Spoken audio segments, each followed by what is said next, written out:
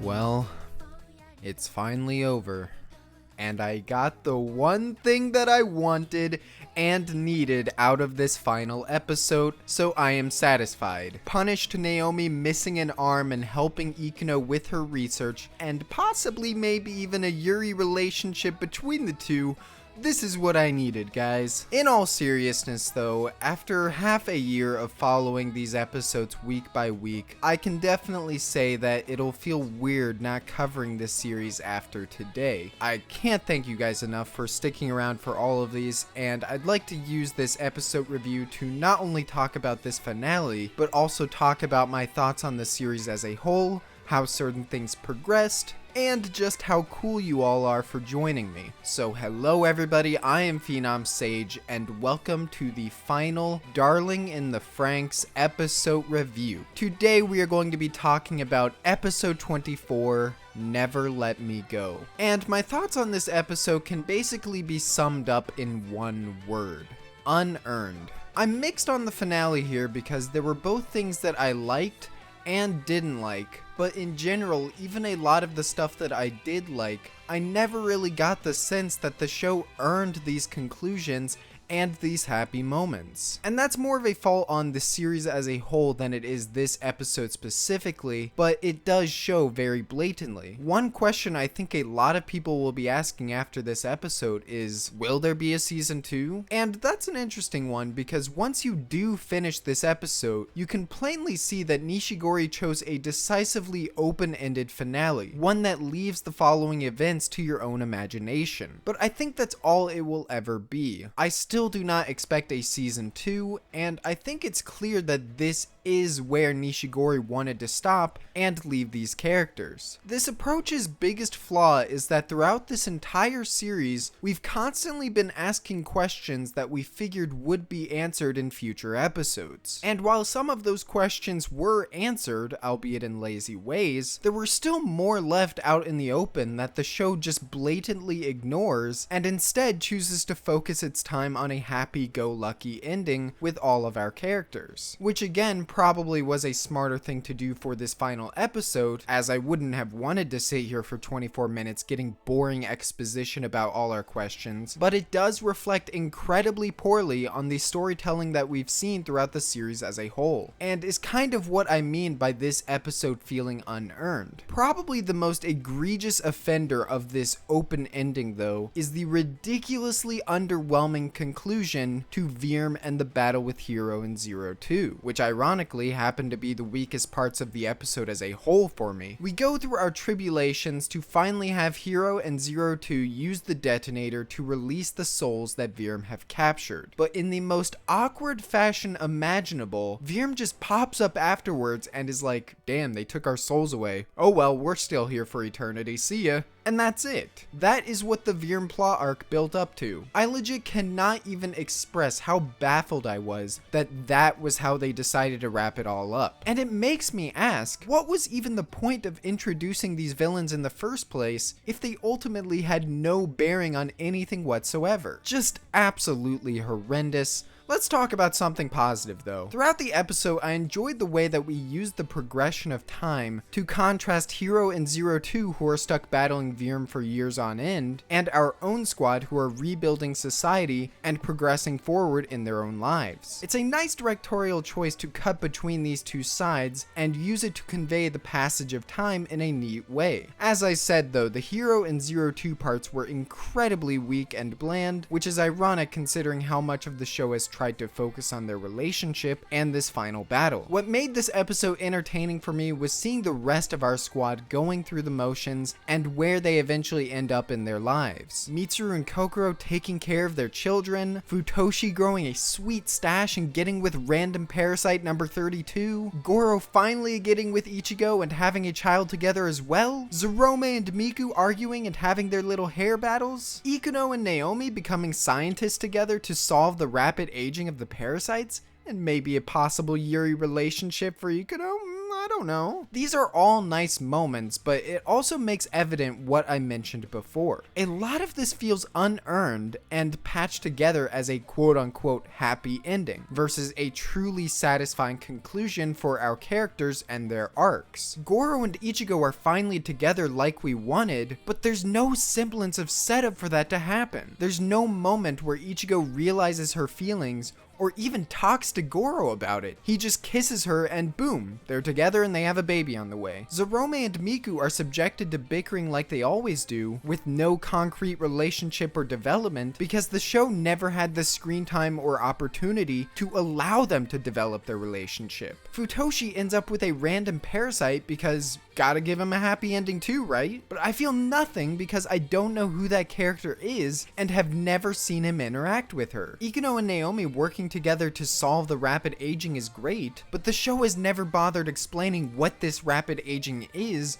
or why it occurs. In the end, I stand by what I said last episode. Mitsuru and Kokoro are legit the only supporting characters in the show that were written and developed right. There is a clear arc in both of them and how they interact with each other, and throughout the series, the show has built it up in a way where when we finally see Mitsuru holding the hand of his first baby and bursting into tears, it hits us. There's an impact, because this is something we've been waiting to see, and it was paid off well. Speaking of characters, it would be wrong of me not to at least briefly mention the Hero and Zero 2 sections. Despite the numerous issues I have with it and their overall place in this episode just being very boring, constantly repeating the whole, oh, more Virm soldiers, time to kill them, there were some aspects to their role in this episode that I actually enjoyed. For one, I thought it was cool the way they incorporated reincarnation into their ending. I was kind of getting some Angel Beats vibes with the way the two of them end up meeting each other by chance, and of course I don't think they're the same people or even retain the same memories, but more so it's this idea of fate and destiny working to bring these two together, which fits in line with some of the themes explored in the show. There were other moments that I enjoyed too, mainly from a directorial position, like how Hero being submerged in water, or when Hero and Zero 2 souls swing around as they fly into space directly mirror the opening, or how their souls have that glint of the red and blue X in the logo. Nice touches like that always get me, so well done there. One specific scene that I think a lot of people will hate that I actually kind of enjoyed was the scene where all of the squad are holding hands and shouting to let Hero and Zero 2 hear them, snapping Hero out of his trance. It was incredibly cheesy, and parts of it didn't quite make sense, like they framed some of it as if the squad could see what was going on when they actually couldn't, but it was heartfelt enough that it got me, and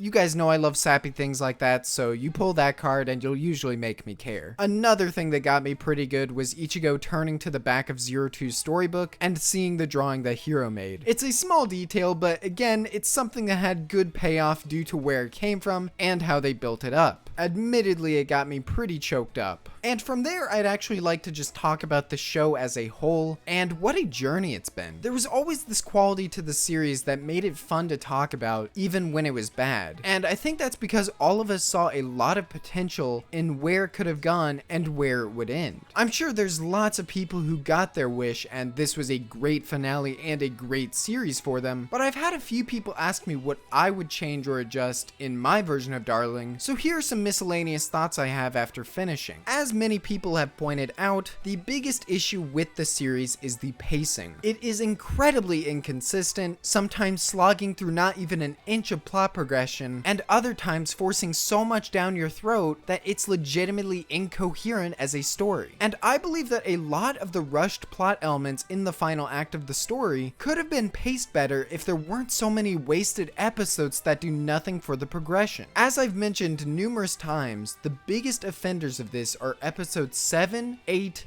9, and 11. The stories told here are almost entirely episodic and have barely anything to do with the narrative itself. Another example of a wasted episode is 14. As I mentioned in that review, the conflict in that episode feels so ham-fisted, and we see that the very next episode, the conflict resolves itself regardless. So it ultimately ends up feeling pointless in the grand scheme of things. If you cut down the episodes I just listed and use the additional time to build up up the final act and the conclusions of character arcs better, I think it could definitely benefit the pacing and make these plot developments people said were rushed actually mean something. Another thing I would do is just eliminate Virm completely. Get them out of there. Having finished the series, I can say that going to space and battling aliens did absolutely nothing positive for the story. Instead, it was negative and removed a lot of what made Darling grounded and emotionally resonant. What's weird is that before Virm was actually revealed, the show was doing a decent job at establishing a rebellion arc where the kids band together against Papa to liberate humanity once and for all. You could say that this is still what happened, but it lost a lot of its meaning and impact by making it so over the top and ridiculous. So in general, keep it grounded, remove Virm from the equation altogether, and have the final battle be against Papa and the Nines. That would not only have been set up much better throughout the series, but it would actually give every member of our squad a meaningful fight between another member of the Nines, instead of just random things happening in space and killing nameless Virm soldiers. I think you would also be able to incorporate the Klaxosaur princess into all of this as well. Keep her origin and Dr. Franxx's use of her DNA the same, and have her play a more important role in the finale before she inevitably self-sacrifices. And while you're at it, now that you have more episodes to work with, expand on that Dr. Franxx backstory. Use it to answer some of the lingering questions that we have, and continue to flesh out this idea of a pre-existing world. Those are just a few of the ideas I had. They're not necessarily fleshed out, but I think there was a lot of untapped potential in Darling's final act that has soured my experience as a whole. I saw quite a few people saying that they should just make everything after episode 15 non-canon or something, but for me, it was episode 18 where things started to go wrong. It was so weird the way that this Ikuno and Ichigo subplot they had been building was just tossed aside like trash in a single scene. It was so underwhelming, and I wasn't sure what it meant for the other character arcs as well. And then with episodes 19 and 20, the pacing just completely fell apart, and here we are now. In the end, personally, I don't think I can recommend Darling in the Franxx as a series. It has too many faults, and the great moments all the way up to episode 15 now feel tainted when looking at where they had planned to end the series this entire time. I know a lot of you won't agree with me as usual, and I'm fine with that as long as everyone can respect each other's opinions. And in all honesty, I'm really happy that a lot of you enjoyed this series as much as you did. Finding a series that you enjoy as much as some of you have told me you enjoyed this one is a rare thing, and it's incredibly cool you guys have found that much enjoyment in it. I've even seen some people who are newer to anime asking me what series I think they should check out now that Darling has finished. And it's funny you should ask that, because I'm actually working on a video right now about what series I'd recommend if they enjoyed certain aspects of Darling. So stay tuned for that. I hope to be able to introduce you guys to some great shows. Anyways, I just have to say thank you guys so much for watching this review and my previous ones. Words cannot describe how happy I am that you joined me for this journey, and getting comments telling me that people anticipate my reviews just as much as the episodes themselves, those have just made my day every time I read them. My channel has grown immensely because of Darling, and for that, I am incredibly grateful. I hope you guys will continue to stick around for any future series I decide to cover, on top of whatever other content I decide to make as well. Because hearing your opinions and what you think about the stuff that I say is the entire reason why I make videos in the first place. It is so humbling to be able to put my opinion out there and have people respond. And on the note of responding and hearing what other people have to say, I want to actually shout out the Darling in the Franxx Amino community. No sponsorship or anything this time, just legitimately, it is a fantastic community over there, and I am so thankful that I've been able to introduce people from my audience to them, where they're able to make new friends and talk about what they're passionate for. Seriously, if you want to continue talking about Darling even after the show has ended, I highly recommend joining the people over there, as they have a ton of passion and love meeting new people. And while I haven't been personally involved with this community, I would also recommend going to check out the Darling and the Franxx subreddit, as I personally know some really cool people who are over there as well. And with that, we have reached the end of my episode review and my coverage of Darling as a series. I might end up making a part 2 to that manga comparisons thing I was doing before, but in general, this is it. Thank you to all of the people on Discord and Twitter who interacted and supported me throughout this series. I've made a ton of new friends and it's been a blast. And thank you to all of you in the comments as well for continuously showing support and giving your thoughts, whether you agreed with me on an episode or not. If you liked this review or anything I had to talk about, I would really appreciate it if you liked the video, and make sure to subscribe if you're at all interested in seeing my future content that I mentioned before. And of course, as usual, have a wonderful day.